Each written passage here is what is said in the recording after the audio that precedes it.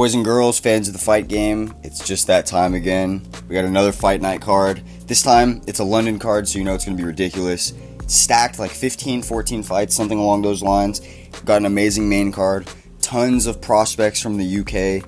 Tons of prospects in general, to be honest. It's a really solid card, per the norm whenever the UFC goes to London these days. Ever since the Paddy Pimblett rise and that first card, it's just been crazy in London. Out of 293 UFC fights thus far, got 184 wins, 109 losses. It's not as pretty as it once was, but it's not terrible. 13-11 in main event picks. I, of course, did just fumble the ball on the last main event. Unfortunately, I don't think anybody saw Holly Holm getting subbed coming.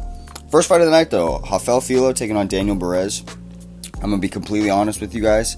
For a couple of the fighters on the prelims, I don't know much about them. I didn't have much time to research this week because I've just been busy working, doing a whole lot of shit. But honestly, with what I have seen from these two fighters, I feel like Rafael Filo is going to be kind of a menace in his first couple of UFC fights when it comes to the submission game and on the ground. So I'm going to be picking Rafael Filo by a submission. Moving on up the card, Shanna Bannon versus Bruna Brasil. Shanna, or Bannon, I don't know how you pronounce her name. She's fine as hell. She's a cutie. And for that reason, I want her to win, and I was damn near going to pick her. But then I remembered that I've done that every year, and then I ended up being wrong on the coin flip. So I'm going to trust Bruna Brasil to maybe win this one by a decision, or maybe even get a submission, to be honest. I think she's just a little bit more tested. She's shown us a little bit more. And every time an undefeated women's fighter comes into the octagon these days, they lose their O in their debut. So I'm going to trust Bruna Brasil. Moving on, Chris Duncan taking on Yanal Ashmus. This one I'm torn on because Yanal Ashmus I picked incorrectly against the last London card, and he knocked out the London prospect. And this isn't even Christian Leroy Duncan, who I think is way better of the Chris Duncans. This one's still pretty good, but he's not nearly as technically sound, or doesn't show me anything that makes me feel like he'll be a future champ or a contender. This all being said, I think Yanal Ashmus is only 7-0 for a reason, because he hasn't fought that many people, and especially not great competition up to yet. So I'm going to go Chris Duncan by a decision. I think he could actually get this one done. Moving on up the card, Caitlin Vieira versus Pannie Kianzad. Not much to say about this. Pannie Kianzad sucks. Caitlin Vieira is one of the few women's fighters that I'm always going to trust, such as Norma Dumont and a couple others, but Erin Blanchfield, to just get shit done. She's bigger, she's stronger, she's a physical woman. I feel like she's going to go in there and remind Pannie Kianzad why she's lost 7 times already in fistfights. Moving on up the card, Mahmoud Muradov taking on Brian Barberena at middleweight. I don't understand this. Brian Barberena just started to collect some nice wins at welterweight and kind of build himself a nice little resume and give himself the option to try to argue for better fights in his contract. You know, he had more wiggle room. But now he's taking Mahmoud Muradov on at middleweight, who's still technically a prospect. I mean, we haven't seen too much of him yet. We have seen him lose in the octagon, of course, but I still feel like he could be a potential top 10 contender. And I kind of feel like they're feeding Brian Barberena to him, low-key. If it's not clear already, I'm picking Mahmoud Muradov. I feel like he could finish Brian Barberena if Brian Barberena wasn't such a tough motherfucker and with that decent grappling base. So I'm going to go by a decision. Moving on up the card into the heavyweight division, Mick Parkin taking on Jamal Pogues. This one should be cut and dry. I'm going with Mick Parkin. He's undefeated for a reason, and Jamal Pogues isn't bad, but he's not a super athletic heavyweight. It doesn't really show me anything like a Tom Aspinal or someone along those lines at heavyweight that makes me feel like they could really rise up the division. I just don't see anything like that from Jamal Pogues. I do see that from Mick Parkin. I feel like his grappling is pretty solid. Definitely needs to work on some of his striking. But other than that, I'm going to trust Mick Parkin. You know, if I'm wrong, then here goes another O on the card. That shit has been happening too much lately. I'd like to see some undefeated fighters stay up with their records. So, going Mick Parkin. Next up the card, Mark Takeshi taking on Joel Alvarez. I'm going with Joel Alvarez. Now, in terms of the crispness of their striking, in terms of the actual, technical side of things, Mark Takeshi is a freak of nature. He's really good at striking. He's actually underrated, and you can see it in the matches he has had in the octagon, where he gets to shine in the striking department. Even the ones that he loses, like against Rafael Fiziev, he showed a lot of great things. The thing is, Joel Alvarez has basically demolished everyone in the octagon except for what is his name, Arman Tsarukyan. And to be honest, everybody is getting destroyed by Arman. Arman's a freak. And with the way that fight went, let me just not take anything away from Arman. It was all him. But there was definitely some shenanigans at play, like the cut causing all the blood to basically fuck up Joel's vision. I believe something else happened early in the fight that like fucked him up. Either way, it was all caused by Arman, so I'm not taking away from Arman. But I really feel like Joel Alvarez was one of the lightweights at the time that really could have really like put himself up there on the front notice, just like how Arman did, just like how Gamrot did when he debuted.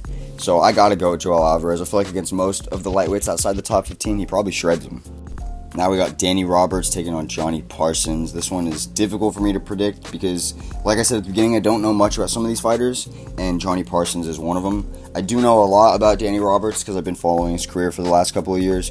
There was a point in time where he was an up-and-coming contender, I believe in lightweight. Now he's fighting at welterweight. I know he has before, but I think this is like his home now, if I'm not mistaken about him being a former lightweight. And to be honest, I feel like I can trust Danny Roberts with what I have seen in his performances to take out somebody that's only 8-2. Now, this 8-2 man could be someone akin to like a Robert Whittaker, who comes into the UFC with 2 losses, but it's like actually a freaking nature and completely talented. Who knows? I guess we're going to find that part out. But I'm going to trust Danny Roberts. I feel like he can get this one done by a knockout. And now for the prelim headliner, we've got Davey Grant taking on Daniel Marcos, who's 14-0 at bantamweight, which is exciting to me. Anybody that can stay undefeated at bantamweight or lightweight, honestly, low-key, even flyweight, I'm going to be paying attention to you if you're in the octagon with that record, because it's really hard to get there, especially in those lower divisions, those tough weight classes. Now, here's the thing. Daniel Marcos looked great in his debut. He's shown a lot of good things.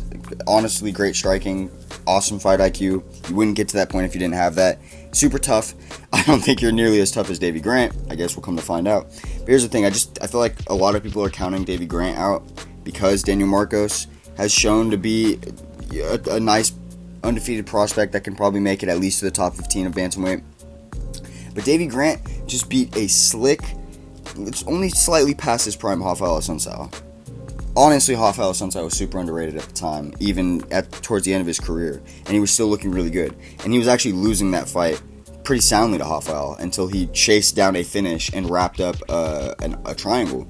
It was beautiful. I picked him for that fight earlier this year, and I'm so glad he was able to get it done. And honestly, just because of that, I think I'm going to have to trust Davey Grant again. I think that he's going to take the O from Daniel Marcos. It's going to be a scrap. I think the first 2 rounds are going to be competitive. I think it's probably going to be 1-1 going into the third. Sorry for the pause. I just had to really think about it. And I think Davey Grant is going to take over and finish him in the third round. Moving on into the main card, Lerone Murphy taking on Josh Coulibaugh. It's essentially the undefeated versus the slightly not undefeated. Josh Coulibaugh has 1 loss in his record from way back. He's done great in the octagon so far. Just choked out Melsik Bagdasaryan, who looked great in his last fight. I picked him for that too. It was an upset. It was an awesome card. Here's the thing, though. You're fighting Lerone Murphy, who's undefeated for a reason. He's one of the biggest prospects coming out of the UK. Way back when Leon Edwards was definitively the number 1 prospect prior to being a champion, like a couple years back, I remember hearing interviews where he would hype up Lerone Murphy. And I always looked at it as Lerone Murphy was like the second coming of Leon Edwards. Not just because they're black, but straight up just because they both have aesthetic physiques. Like Lerone Murphy probably has the second most aesthetic physique in the UFC. And they both kind of have similar striking technique. They're both very crisp, technical strikers to begin with that don't use much grappling, but they can, and their defensive grappling is sound. Yeah, no, there's just a lot that lean towards me wanting to side with Lerone Murphy, but I'm going to be honest, I do really like Josh Coulibaugh. I would not be surprised at all if he picks up a decision, but I'm going to side with Lerone Murphy winning a split decision in a super close fight. Moving on up the card, Jai Herbert taking on Fares Zaham. I think that Jai Herbert has shown a little bit more in his career that is, what's the word I'm looking for here? Exciting, I guess. Makes you want to trust in them as a prospect. Seeing a little glimpse of greatness, I suppose. Now, Fares Zaham, he's definitely a solid prospect. Only has a couple losses. Before he fought Terrence McKinney, he was low-key on the rise. A lot of people were looking at him saying, like, he could do things. But I just don't think that he's ever shown the type of promise that Jai Herbert has, especially not in the striking department. They're both decent grapplers. Fares Zaham takes the advantage there for sure. But in the striking, I think Jai Herbert is way more slick, and he could probably set up something cool, land, get a nice highlight reel KO or a finish for that UK crowd. Alright, now over to the middleweight division. We've got Andre Muniz welcoming Paul Craig down into it. This is not going to be taking much brain power for me, because to be honest, I just don't see how Paul Craig, who had a terrible chin at light heavyweight, is going to drain himself down 20 more pounds and do even better and have a better chin and be able to eat bombs from someone like Muniz, who just will throw bombs at you for no reason. Yeah, no, I'm sorry. I'm going Muniz by knockout. Moving on up the card, feature fight of the night, Nathaniel Wood taking on Andre Fili, not Muniz. I was about to say Muniz. We just talked about Andre Muniz. This one over in the featherweight division. See, Nathaniel Wood is back into that point where he is the talked about prospect from England in that lower weight class. I mean, I guess also Lerone Murphy, but Nathaniel Wood is that next one up at featherweight.